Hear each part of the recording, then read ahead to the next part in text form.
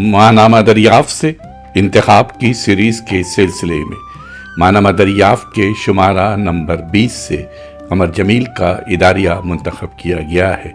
اداریہ کا عنوان ہے دریدہ کا نظریہ تحریر اور ڈی کنسٹرکشن۔ تحریر قمر جمیل، آواز و پیشکش ظفر جمیل۔ سماعت فرمائیے قمر جمیل کا اداریہ دریدہ کا نظریہ تحریر اور ڈی کنسٹرکشن۔ دریدہ کے الفاظ میں کلاسیکی نوعیت کے فلسفیانہ تضادات میں پرام بقائے باہمی نہیں ہے، بلکہ ایک متشدد حکمرانی کی درجہ وار معنیاتی ترتیب ہے۔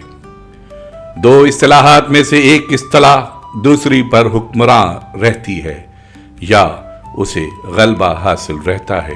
پوزیشنز۔ دریدہ ذہن، روح اور اسپرٹ کے تصورات ہی کے خلاف ہے، نطق، لوگوس اور مذہب ہی کے خلاف ہے۔ بہرحال یورپ کے مفکر تو ہر چیز کو انتہا تک لے جا کر دیکھتے ہیں۔ وہاں فلسفہ اور ادب میں فکر اور اظہار کے نئے نئے راستے اختیار کیے جاتے ہیں۔ ان کی ترقی کا راز بھی اسی میں ہے۔ ہمیں ان کے نئے راستوں کی تلاش سے ڈرنا نہیں چاہیے۔ مغرب کی ان فکر انگیز باتوں کو قبول کرنا چاہیے جو ہماری اسلامی قدروں کے خلاف نہ ہوں۔ بہرحال پہلے ہمیں ان کا مطالعہ کرنا چاہیے، پھر انہیں قبول یا رد کرنا چاہیے، چونکہ یہی طریقہ کار ماضی میں ہمارے اکابر حکماں کا بھی رہا ہے۔ کندی، بو علی سینا، فارابی، شہاب الدین سہروردی، ملا سدرہ، امام رازی، امام غزالی سے لے کر اقبال تک کون ہے جس نے غیروں کے علوم سے آنکھیں چرائی ہوں؟ ہمارے بزرگوں نے افلاطون اور ارسطو سے لے کر برگساں تک ہر مفکر کا تجزیہ کیا ہے۔ یہاں تک کہ نیٹشے نے بھی ان مفکروں کی اچھی باتوں کو قبول کیا ہے اور نقصان رسا باتوں سے اجتناب برتا ہے۔ دریدہ بھی فرائڈ کی طرح یہ کہتا ہے کہ شعوری ذہن کے پیچھے لاشعور کام کرتا ہے اور یہ لاشعوری ذہن تحریر کی صورت میں موجود ہوتا ہے۔ یہ تحریر ایک بنیادی تحریر آرکیٹائپل رائٹنگ ہے۔ دریدہ کے خیال میں ایک ایسا بنیادی رسم الخط یا ہیروگلیفی یا آئیڈیوگرام جو ذہن کے مادے پر رقم ہوتا ہے، یہ رسم الخط ہر اس قسم کی تحریر سے جو کاغذ پر کی جاتی ہے اس سے پہلے موجود ہوتا ہے۔ انسان کی ہر قسم کی گفتگو اور تحریر سے پہلے یہ رسم الخط موجود تھا۔ یہ تحریر نشو و نما پانے والے ہر بچے میں موجود ہوتی ہے۔ یہ تحریر تاریخ میں ہمیشہ سے رہی ہے۔ ظاہر ہے کہ دریدہ کا یہ تصور فرائڈ سے ماخوذ ہے، اس لیے ہم اسے یہیں چھوڑتے ہوئے دریدہ کے مشہور تصور ڈی کنسٹرکشن یعنی ساخت شکنی کی طرف آتے ہیں۔ اب ہم دریدہ سے یہ سوال کریں گے کہ لاشعور کو رہنے دیجئے، پہلے یہ بتائیے کہ شعور سے کیا مراد ہے؟ مزید یہ بتائیے کہ آپ کے خیال میں دماغ مادہ ہے تو پھر اس مادے کا شعور سے کیا تعلق ہے؟ آخر ہمیں یہ کس طرح معلوم ہو کہ حقیقی دنیا ہمارے خارج میں موجود ہے؟ خارجی دنیا کا جو عکس ہمارے ذہن پر مرتسم ہو رہا ہے وہ کہاں تک سچا ہے؟ خارجی دنیا کی جو تاثرات ہم پر ہو رہے ہیں وہ کہاں تک حقیقی ہیں؟ بارکلے نے تو خارجی دنیا ہی کو داخلی دنیا ٹھہرا دیا تھا۔ دریدہ کہتا ہے کہ یہ شعور وغیرہ صرف آپ کا التباس ہے، ایسا التباس جو آپ نے دماغ کے مادی ہونے سے بچنے کے لیے اختراع اور ایجاد کر لیا ہے۔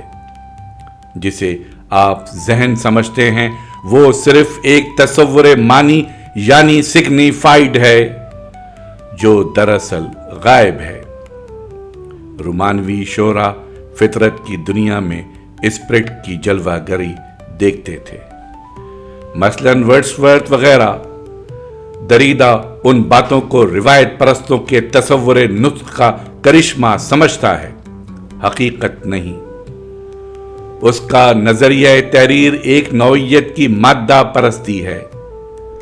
اب اگر آپ اجازت دیں تو تھوڑی دیر کے لیے میں ساخت شکنی پر گفتگو کر لوں، چونکہ اس کا مفہوم بھی ان گنت لوگوں کی سمجھ میں نہیں آتا. اس کی پیچیدگیوں کا مجھے بھی شدید احساس ہے. اس لیے میں خود ڈی کنسٹرکشن کے سلسلے میں دریدہ کے اس خط سے اقتباسات پیش کرنا چاہتا ہوں جو انہوں نے اپنے ایک جاپانی پروفیسر استسو کو آج سے صرف 10 سال پہلے لکھا تھا. 10 جولائی 1983 کو اپنے جاپانی دوست کے نام دریدہ لکھتا ہے: ڈیئر مسٹر استسو، میری جب آپ سے آخری ملاقات ہوئی تھی تو میں نے آپ سے وعدہ کیا تھا کہ میں ڈی کنسٹرکشن کے سلسلے میں اپنے کچھ بنیادی اور فلسفیانہ طور پر اصولی خیالات کا اظہار کروں گا. اس وقت آپ سے جو باتیں کی تھیں وہ در حقیقت اسی ڈی کنسٹرکشن کے جاپانی ترجمے کے سلسلے میں ایک تمہید کی حیثیت رکھتی تھیں. سوال یہ ہے کہ ساخت شکنی کا مفہوم کیا نہیں ہے اور کیا نہیں ہونا چاہیے.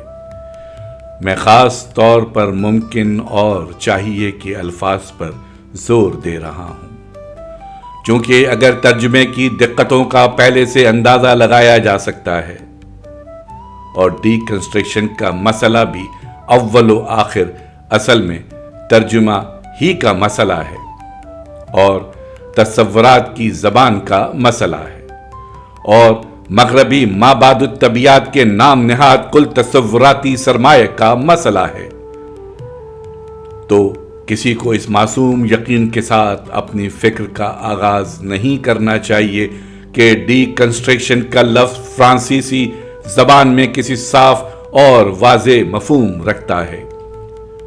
میری زبان میں پہلے ہی ترجمے کا مسئلہ ایک سنجیدہ مسئلہ ہے جو لفظ اور اس کے استعمال اور اس کے محفوظ سرمایہ کے بارے میں پہچانا جا سکتا ہے.